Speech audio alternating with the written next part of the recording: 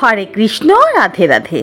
নমস্কার বন্ধুরা, আজকের এই ভিডিওটির মাধ্যমে আমরা জানতে পারব 2024 সালের অন্নদা একাদশীর পূর্ণাঙ্গ সময়সূচি। অন্নদা একাদশীর তিথি কখন শুরু হচ্ছে এবং কখন সমাপ্ত হচ্ছে, এছাড়াও জানতে পারব একাদশীর পালনের সময় ভারত ও বাংলাদেশ অনুসারে। তো চলুন বন্ধুরা, বেশি দেরি না করে আজকের এই ভিডিওটি শুরু করা যাক। একাদশী তিথি শুরু হচ্ছে বাংলা 11ই ভাদ্র, ইংরাজির 28শে আগস্ট বুধবার ভোর 4:20 একাদশী তিথি শেষ হচ্ছে বাংলা 12ই ভাদ্র অর্থাৎ 29শে আগস্ট বৃহস্পতিবার রাত 3:46। অন্নদা একাদশীর পালনের সময়।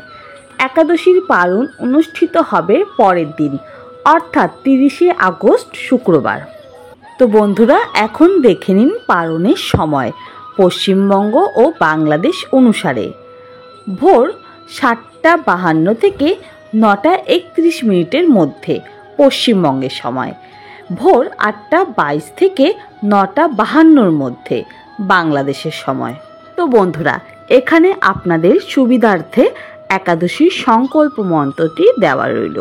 একাদশী ব্রত শুরু করার আগে অবশ্যই এই মন্ত্রটি উচ্চারণপূর্বক ভগবানের কাছে হাত জোর করে নিবেদন করে অনুমতি নিয়ে তারপর একাদশী ব্রত শুরু করবেন।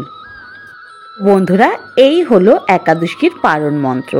একাদশীর উপোস ভাঙার সময় অবশ্যই ভগবানের কাছে হাত জোর করে ভগবানের প্রসাদ মুখে নিয়ে এই মন্ত্রটি উচ্চারণপূর্বক নির্দিষ্ট সময়ের মধ্যে পালন সম্পূর্ণ করবেন। তো বন্ধুরা, এখন আমরা জেনে নেব অন্নদা একাদশীর ব্রত মাহাত্ম্য। এই ভাদ্রবতী কৃষ্ণপক্ষিয়া অন্নদা একাদশীর মাহাত্ম্য ব্রহ্মবৈবর্ত পুরাণে বর্ণনা করা হয়েছে। মহারাজ যুধিষ্ঠির বললেন, হে কৃষ্ণ, ভাদ্র মাসের কৃষ্ণপক্ষের একাদশীর নাম কি তা শুনতে আমি অত্যন্ত আগ্রহী। শ্রীকৃষ্ণ বললেন, হে রাজন, আমি সবিস্তারে এই একাদশীর কথা বর্ণনা করছি, আপনি একাগ্র চিত্তে শ্রবণ করুন। ভাদ্র মাসের কৃষ্ণপক্ষের একাদশীর নাম অন্নদা। এই তিথি সর্বপাপ বিনাশিনী।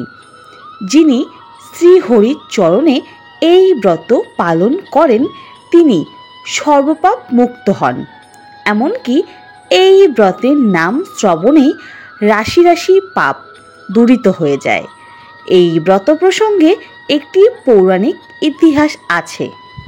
প্রাচীনকালে হরিশ্চন্দ্র নামে এক নিষ্ঠাপরায়ণ সত্যবাদী চক্রবর্তী রাজা ছিলেন।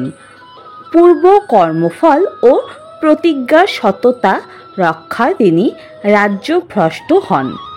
অবস্থা এমন হলো যে তিনি নিজের স্ত্রী, পুত্র ও অবশেষে নিজেকেও পর্যন্ত বিক্রি করতে বাধ্য হলেন। হে রাজেন্দ্র, এই পুণ্যবান রাজা চণ্ডালের দাসত্ব স্বীকার করেও সত্য রক্ষার্থে দৃঢ় নিষ্ঠা প্রদর্শন করেছিলেন। তিনি শ্মশানে মৃত ব্যক্তির বস্ত্র কররূপে গ্রহণ করতেন। এইভাবে বহু বছর কেটে গেল। দুঃখ সাগরে নিমজ্জিত হয়ে কি করি, কোথায় যাই, কিভাবে এই দুর্দশা থেকে উদ্ধার পাই, এই চিন্তায় দিন রাত্রি তিনি বিভোর হলেন। এমন সময় দৈব্যক্রমে পর দুঃখী গৌতম ঋষি রাজার কাছে এলেন। রাজা মুনিকে দর্শন করে ভক্তি সহকারে প্রণাম করলেন। কর জোরে তার সামনে দাঁড়িয়ে একে একে নিজের সমস্ত কথা জানালেন। রাজার দুঃখের কথা শুনে মুনিবর বিস্ময়াপন্ন হলেন। অনন্ত ব্যথিত হয়ে তিনি বললেন, হে রাজন, ভাদ্র মাসের কৃষ্ণপক্ষের একাদশী অন্নদা নামে জগতে প্রসিদ্ধ। আপনি এই ব্রত পালন করুন। এই ব্রতের প্রভাবে আপনার সমস্ত পাপ বিনষ্ট হবে। আপনার ভাগ্যবশত আগামী 7 দিন পর এই তিথির আবির্ভাব হবে। এই দিন উপবাস থেকে রাত্রি জাগরণ করবেন। এই ব্রত পালনে আপনার সমস্ত পাপ ক্ষয় হবে।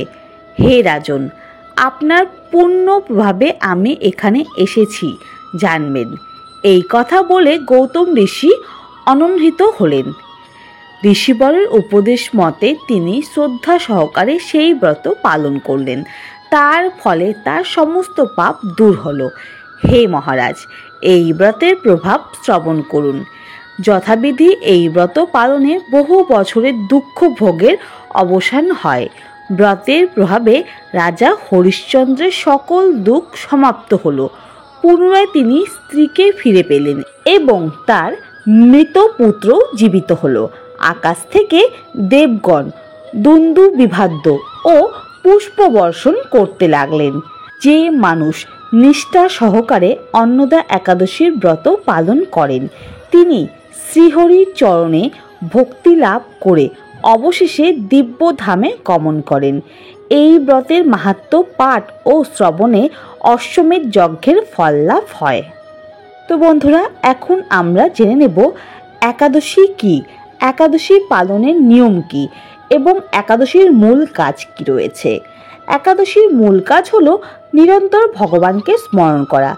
তাই আপনারা যেভাবেই যে নিয়মই একাদশী ব্রত পালন করুন না কেন, ভগবানকে ভক্তি ভরে স্মরণ করাই যেন আপনার মূল কাজ হয়। তো বন্ধুরা, এখন আমরা একাদশী পালনের সাত্ত্বিক নিয়মটি জেনে নেব।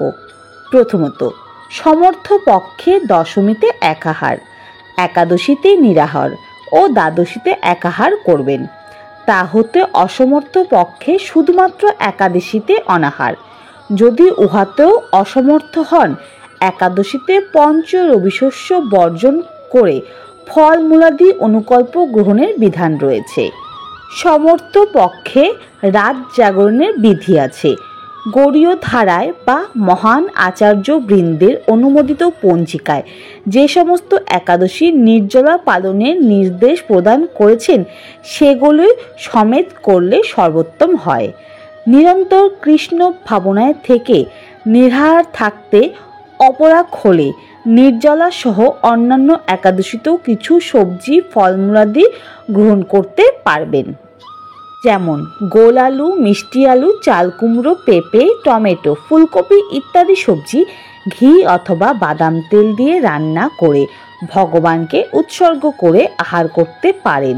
হলুদ, লঙ্কা, লবণ ব্যবহার্য। আবার অন্যান্য আহার্য যেমন দুধ, কলা, আপেল, আঙুর, আনারস, আখ, আমড়া, শশা, তরমুজ, বেল, নারকেল, মিষ্টি আলু, বাদাম ও লেবুর শরবত ইত্যাদি ফলমূলাদি খেতে পারেন। একাদশীতে 5 প্রকার রবিশস্য গ্রহণ করতে নিষেধ করা হয়েছে। ধান জাতীয় সকল প্রকার খাদ্য যেমন চাল, মুড়ি, চিড়ে, সুজি, পায়েস, খিচুড়ি, পিঠে, খই ইত্যাদি। গম জাতীয় সকল প্রকার খাদ্য যেমন আটা, ময়দা, সুজি, বেকারি, রুটি বা সকল প্রকার বিস্কুট, হরলিক্স জাতীয় ইত্যাদি। জব বা ভুট্টা জাতীয় সকল প্রকার খাদ্য যেমন ছাতু, খই, রুটি ইত্যাদি। ডাল জাতীয় সকল প্রকার খাদ্য যেমন মুগ, মাসকলাই, খেসারি, মুসুরি, ছোলা, অরহর, ফেলন, মটরশুঁটি, বটবটি ও সিম ইত্যাদি। তেলের মধ্যে সরষা তেল, সয়াবিন তেল, তিলের তেল ইত্যাদি। এই উপরোক্ত পঞ্চ রবিশস্য যেগুলির কথা বললাম, একাদশীতে এগুলো গ্রহণ করলে ব্রত নষ্ট হয়। এছাড়াও যারা সাত্ত্বিক আহারী নন এবং চা, বিড়ি, সিগারেট, পান, কফি ইত্যাদি নেশাজাতীয় গ্রহণ করেন, একাদশী ব্রত পালনে সময়কালে এইগুলো গ্রহণ করলে একাদশী ব্রত নষ্ট হয়। এগুলো গ্রহণ না করাই শ্রেয়। একাদশী করলে যে কেবল নিজেদের জীবনের সদ্গতি হয় তা নয়, একাদশী ব্রত করলে ব্যক্তি প্রয়াত পিতা মাতা নিজ কর্মদোষে নরকবাসী হন, তবে সেই পুত্রই একাদশী ব্রত করলে পিতা ও মাতাকে নরক থেকে উদ্ধার করতে পারেন। এছাড়াও একাদশীতে অন্ন ভোজন করলে যেমন নরকবাসী হবে, অন্নকে ভোজন করালেও নরকবাসী হবে। কাজেই একাদশী পালন করা আমাদের সকলেরই কর্তব্য। তো বন্ধুরা, আশা করি আজকের এই ভিডিওটি আপনাদের ভালো লেগেছে এবং ভিডিওটি দেখে আপনারা একটু হলেও উপকৃত হয়েছেন। ভিডিওটি যদি ভালো লেগে থাকে অবশ্যই লাইক, কমেন্ট, শেয়ার করে দেবেন। চ্যানেলে নতুন হয়ে থাকলে অবশ্যই চ্যানেলটিকে সাবস্ক্রাইব করে পাশে থাকবেন। অন্য আরেকটি ভিডিওতে আপনাদের সাথে আবার দেখা হবে। সবাই খুব ভালো থাকবেন। হরে কৃষ্ণ, রাধে রাধে।